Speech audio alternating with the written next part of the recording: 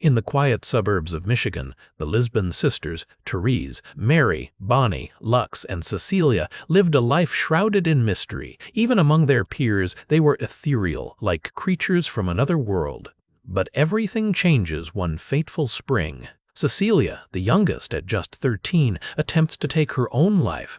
The news sends shockwaves through their conservative community, forever altering the perception of the seemingly perfect Lisbon family. The incident leads to a series of events, gradually unraveling the family's secrets and raising questions that continue to haunt the neighborhood years later. Cecilia's doctor wants to find the root cause. During a meeting in the hospital, he asks her why she wanted to end her life, and Cecilia plainly responds that life can be that bad when you're 13. The Lisbons are an enigma to the neighborhood. Trying to better the situation, Dr. Hornecker gets their parents to agree to allow her to have a party with boys her own age at their house. The stage is set for the girls to emerge from their isolation and connect with the world, but their parents' rules still hover, casting a long shadow. What starts as an innocent gathering takes a turn when Cecilia locks herself in her bedroom, eventually jumping out the window. The scene sets in motion a chain of events where this act now has the city scrambling. Their yard is now a local attraction, and their parents are urged to fix the situation. After Cecilia's death, the 4 remaining Lisbon sisters became even more elusive, their allure amplified by the constant vigilance of their parents. They pull their daughters out of school. They have very little contact with the outside world as it continues to be more and more difficult. In a community desperate for answers, 5 neighborhood boys find themselves drawn to these enigmatic girls, embarking on a journey to comprehend their inner worlds. They collect every photo, every scrap of information they can find to build a theory on the Lisbon sisters. The boys devise various schemes to communicate with the girls and start a covert operation to try and get them out of the house before more harm can occur. During their captivity, the older sister Lux engages in rebellious acts, defying her mother's strict rules. A late-night rendezvous with Trip Fontaine, the school's smooth-talking heartthrob, is arranged, which is seen as a sign of hope that the girls can escape their isolation. Only Lux can get away that evening, while the rest are at home. Lux and Trip drive out to a field for a night together. Will it be a moment of liberation, or another step into a darker path? As the boys piece together scraps of information and stolen moments, they paint a picture of the girls' internal lives, revealing their dreams, fears, and unspoken desires. They piece together phone calls with song lyrics to talk of love and a new beginning. They are sure they understand them now. As dawn breaks, Trip leaves Lux all alone, stranded on the football field, and she has to walk home and endure her parents' scorn. The Lisbon parents, already strict, clamp down even harder after Lux's ill-advised date. The girl's fate becomes sealed, leaving the remaining Lisbon sisters even more isolated and desperate. What happens next is the unraveling of one of the most mysterious and tragic events that the town had ever seen.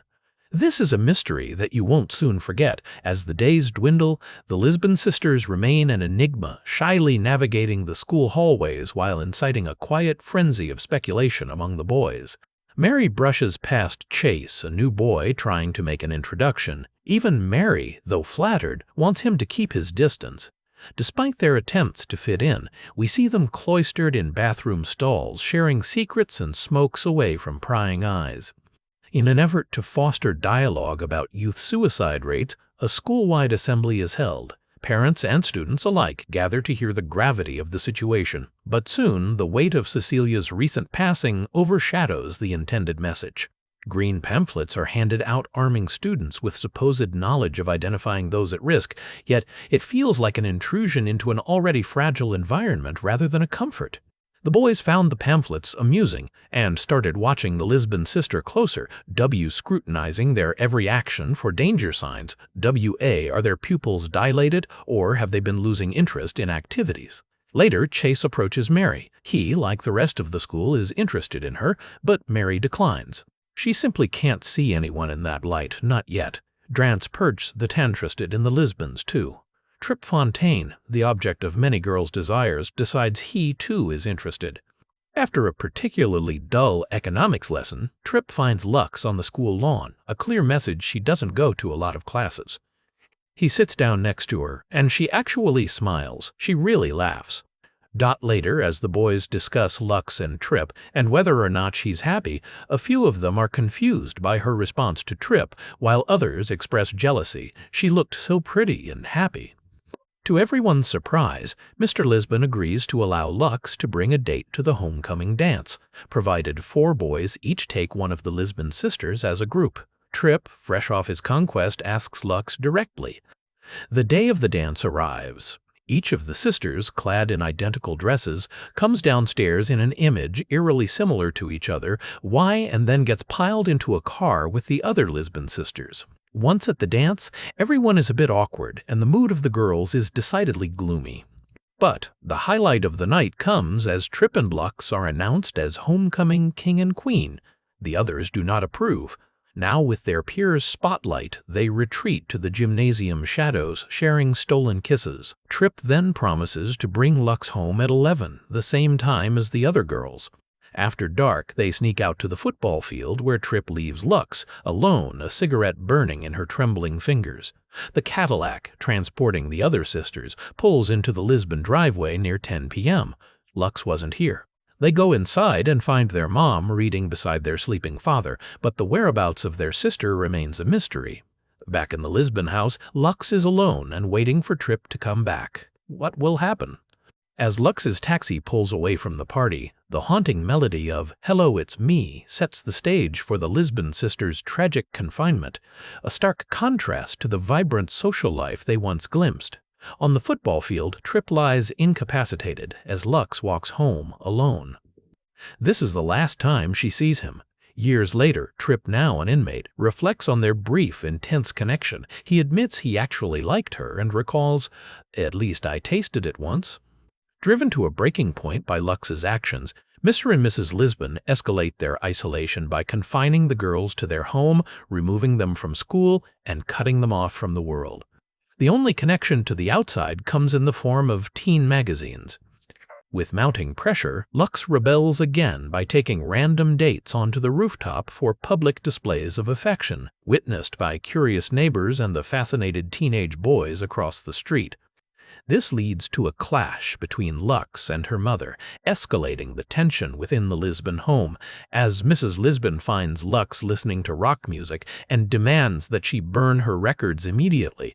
But before the last of the records can be destroyed, the boys call. The boys arrange a midnight escape, a last chance, armed with a heartfelt plea, "Help us." Hope flickers as the Lisbon sisters seem poised to break free. What's planned to be a covert rescue mission quickly unravels as the lights dim and then are turned off inside, and each girl joins the boys down at the end of the steps. But darkness descends both literally and figuratively. First, Therese overdoses on sleeping pills, then Mary with the oven fumes. As the last Lisbon sister is discovered, it is revealed that Lux, like Cecilia, has found her own method of suicide. Then, in a flash, the garage door opens and then closes. The following day, the town is in shock as garbage men and the news crew swarm.